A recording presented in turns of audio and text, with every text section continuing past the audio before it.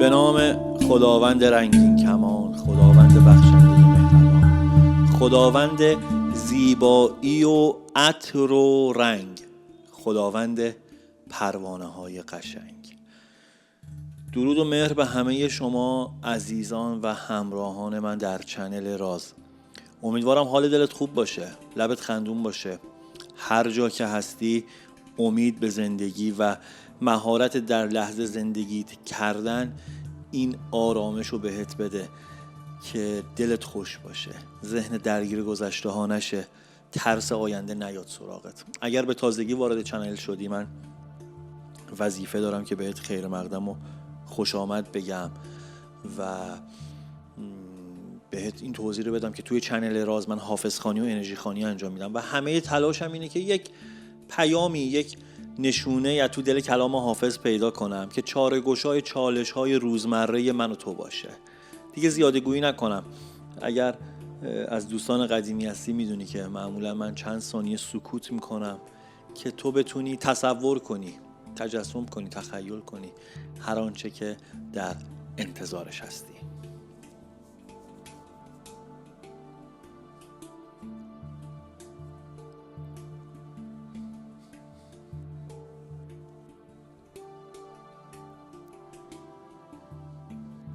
خب اگر آماده ای بریم سراغ پیام امروز. غزل 475 از حافظ شیرازی. ببینیم کائنات امروز چجوری میخواد ما رو راهنمایی کنه. گفتند خلایق که تویی یوسف ثانی، چون نیک بدیدم به حقیقت به هزانی.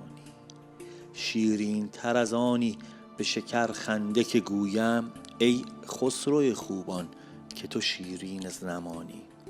تشبیه دهانت نتوان کرد به غنچه، هرگز نبود غنچه بدین تنگ دهانی. 100 بار بگفتی که دهم زان دهنت کام، چون سوسن آزاده چرا جمله زبانی. گویی بدهم کامت و جانت بستانم، ترسم ندهی کامم و جانم بستانی. چشم تو خدنگ از سپر جان گذراند، بیمار که دیده است بدین سخت کمانی. چون اشک بیاندازیش از دیده مردم، آن را که دمی از نظر خیش برانی.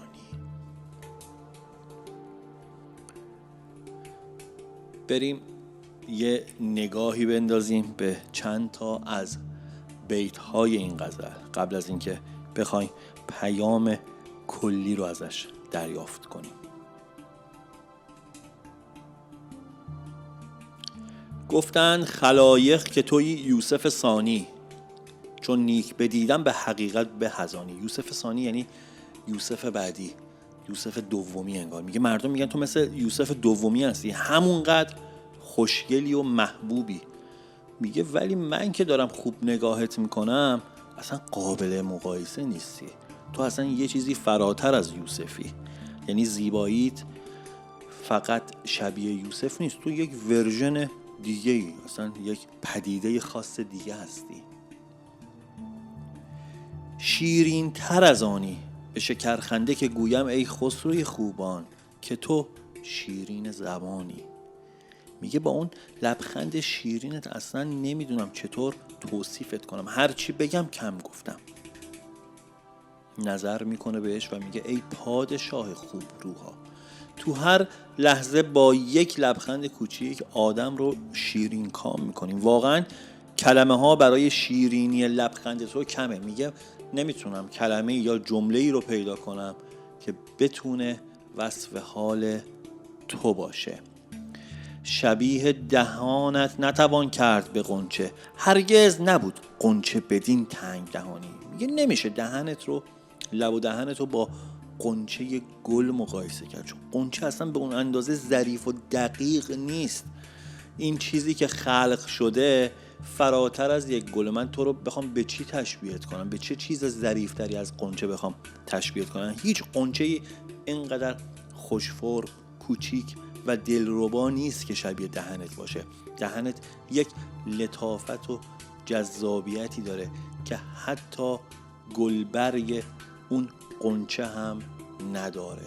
ببین اون موقع چه تمثیلی به کار برده حضرت حافظ برای این بیت.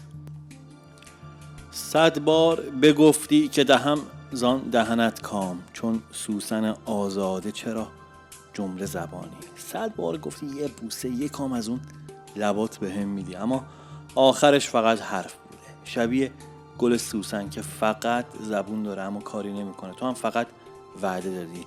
میگم خب اگه میخوای بدی چرا این کار انجام نمیدی؟ فقط چرا داری برای من تصورش میکنی و این داره منو آزار میده. گویی بدهم کامت و جانت بستانم، ترسم ندهی کامم و جانم بستانی. میگه یه کام میدم اما در عوض جونت رو میگیرم. یعنی اون کام قیمتیه، اما من میترسم نه اون کام، اون بوسه‌ای که میخوام رو بهم بدی، نه چیز دیگه، فقط جونم رو بگیری و بری. همون قدری که عاشقت هستم از این بیوفایی احتمالی هم میترسم. یعنی تو دوگانگی هم شور و هیجان و اشتیاق خواستن تو دارم، به همین اندازه ترس رفتنت و درمونده بودن خودم رو هم دارم همزمان تجربه میکنم. چشم تو خدنگ از سپر جان گذراند، بیمار که دیده است بدین سخت کمانی. میگه چشمات مثل یک تیر تیز و مستقیم از سپر جونم رد شد و زده وسط دلم. کدوم عاشقی رو دیدی که با یه نگاه انقدر زمینگیر و بیمار شده باشه؟ چشمات واقعا قوی تر از هر تیر و کمانی هستن. و توی بیت آخرشه که میگه چون اشک بیاندازیش از دیده مردم، آن را که دمی از نظر خیش برانی. میگه اونی که حتی یک لحظه از چشمت بیفته، مثلا شنیدی دیگه میگه فلانی از چشم افتاد، دیگه فلانی اون ارج و قرب و اون شأن و منزلت رو پیش من نداره. میگه یکی از چشمت بیفته یعنی این که اون شخص دیگه از غم نابود میشه. میگه تو میتونی با یک نگاهت یکی رو زنده نگه داری یا اگر ازش رو برگردونی داغونش کنی. بریم سراغ پیام این غزل.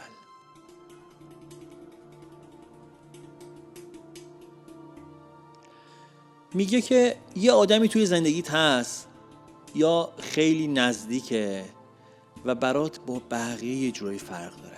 از اون مدل آدما که وقتی وارد میشن انگار فضا عوض میشه. همه میگن این خیلی جذابه یا میگن خیلی کاریزماتیکه، اما خودت وقتی از نزدیک میشناسیش تازه میفهمی که حرف مردم براش کمه.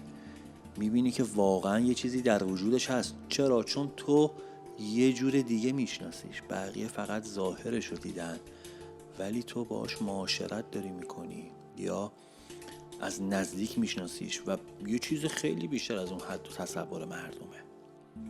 اما یه نکته‌ای هست، انقدر راحت نمیتونیم از این پیام بگذریم. میگه این آدم یکم اهل حرف قشنگ زدنه ولی ممکنه که یه داستان دیگه‌ای ورای این ماجرا باشه. یعنی ممکنه یه سری وعده بدن، حرفای عاشقونه بزنن، یک لبخند بهت بزنه که دلت آب بشه، اما توی ذهن خودش هنوز تکلیف رابطه رو با تو روشن نکرده باشه. این فقط یک رابطه عاشقانه زمینی نمیتونه باشه. همیشه گفتیم غزل‌های حافظ همیشه چند وجهی بوده، به دلیل اینکه در دوران و تاریخ‌های مختلف مسائلی رو از سر گذرونده حافظ که زمانی بوده که در تبعید بوده، زمانی بوده که تحت کنترل و نظارت بوده و باید حرفشو جور دیگه ای میزدش. برای همین ما نمیتونیم اینقدر سرسری ازش بگذریم که حافظ گفته باشه که یکی ممکنه ظاهرش خوب باشه ولی باطنش فرق داشته باشه. اینو چجوری میتونیم تعبیرش کنیم؟ این که یک برنامه‌ها و اهدافی توی زندگی ما انسان‌ها پیش میاد، توی زمینه کاری، توی تحصیلات، توی مهاجرت، توی ازدواج که تقریبا تصمیمات مهمیه، یعنی سرنوشت سازه. یعنی تو نمیتونی بگی خب حالا امروز بریم یه ازدواجی بکنیم، حالا اگه خوب نبود عوضش میکنم دیگه. این مثل یک لباس نیست بگی خب یه پیراهن حالا مثلا اگرم سایزم نبود اشکال نداره، گوشه کمدم میذارم باشه، حالا یه روزی به یکی میدمش. این اینجوری نیست. یه سری تصمیمات سرنوشت سازن. یه سری از مثل انتخاب رشته تحصیلی، تو نمیتونیم اگه قرار آدم چقدر زندگی کنه که بعضی کارها رو هم بخواد اشتباه انجام بده. یه موقع یک اتفاقی، یک برنامه، یک شخصی، یک هدفی ظاهرش خوبه، هم به به و چه چه میکنن. خودت هم که وقتی یک برانداز میکنی ماجرا رو میبینی همه چی خوبه، اما یک نکاتی پشت پرده هست. تا وقتی که تو دل ماجرا نری دستگیرت نمیشه. تا وقتی که اونو باهاش زندگی نکنی متوجهش نمیشی. و اصلا با خوب و بد این ماجرا الان ما کار نداریم. چی میشه که من بتونم از این دودلی بیام بیرون؟ چی میشه که من بتونم کنترل داشته باشم روی یک سری از اتفاقها؟ راهکار قراره راجبش داشته باشیم دیگه. اون چیزی نیست جز مشورت کردن با فردی آگاه. اون چیزی نیست با در میون گذاشتن اون موضوع با شخصی که امین باشه. این با پشت سر کسی حرف زدن فرق داره. این با این که بریم تمام رازمون رو واسه بقیه تعریف کنیم فرق داره. اونقدر آگاه هستیم که من بیشتر از این نخوام توضیح بدم و وقت تو رو نگیرم. میگه ممکنه یه سری وعده بدن، یه سری حرفای عاشقونه بزنن، ولی داستان ممکنه یه چیز دیگه باشه. میگه تو هم از این میترسی که نکنه فقط با حرف خوشگل سرگرم بشی و آخرش تنها بمونی یا دلت بشکنه. پیام امروز میگه این ترست بی دلیل نیست، ولی قرارم نیست اتفاق بدی الان رخ بده. فقط باید بهوش باشی، آگاه باشی. کافیه که آدم توی زندگی سریع دل نبازه، بذاره رفتار و زمونه پیش بره. من خودم به شخصه میترسم. بعضی موقع میبینم یه چیزی، یه کاری، یه برنامه، یه هدفی خیلی زود داره پیش میره، دچار ترس میشم. من اینجوریم. نمیگم خوبه، نمیگم هم بده، ولی از موقعی که یه کمی فکر میکنم آگاه تر دارم زندگی میکنم، میترسم یه چیزی زود پیش میره. این ماجرا صبر کردن یه چیز خیلی مثبتی داره. اینکه یک انرژی خاص، یک جذابیت عمیق لازمه. حتی شاید چیزی که شبیه یک عشق اول توی زندگی باشه، چیزیه که با یک نگاه میتونه حالتو عوض کنه. بعضی موقع میبینی یک اتفاق داره رنگ و لعاب میده، یک اتفاق به وقتش داره رخ میده. فال میگه که این رابطه، این اتفاق، این هدف به شدت قشنگه، اما فقط در صورتی که تو زود باور نباشی، مشورت کرده باشی و عجله نکنی و اجازه بدی اون آدم، اون اتفاق خودش کم کم جدی بودنشو نشون بده. در کل یک عشق هیجان انگیز و پرکشش، یک هدف، یک ماجرای جدید، یک قرارداد جدید وارد زندگیت شده یا داره میشه، ولی باید عاقلانه جلو بری تا تهش یک داستان قشنگ ازش در بیاد، نه یک حسرت رو دلت بمونه. این پیام بیشتر از هر چیزی داره میگه دل بده ولی چشمهاتو باز نگه دار. احساسات چیزیه که من و تو زود اسیرش میشیم. گاهی وقتا یک هدف، یک آرزو یا حتی یک عشق توی زندگی است که از دور نگاش میکنی و با خودت میگی نه بابا این دیگه از من خیلی دوره، بهش نمیرسم. این هدف نه دیگه، دیر شده دیگه، الان وقت این نیست، من دیگه تا برم شروع کنم تمامش کنم فلان سالم شده. اما این پیام داره بهت یادآوری میکنه تو آدم درجا زدن نیستی. تو از اونایی که حتی اگر راه سخت باشه، حتی اگر همه بگن نمیتونی، باز ادامه میدی و آخرش میرسی. این پیام میخواد بهت بگه همونطور که حافظ محبوبش رو از همه چی بالاتر میدید، تو هم یه چیزی تو ذهنت داری که ارزشش از تصور خودت هم بیشتره، ارزشش از هر مقدار پولی که فکر کنیم بیشتره.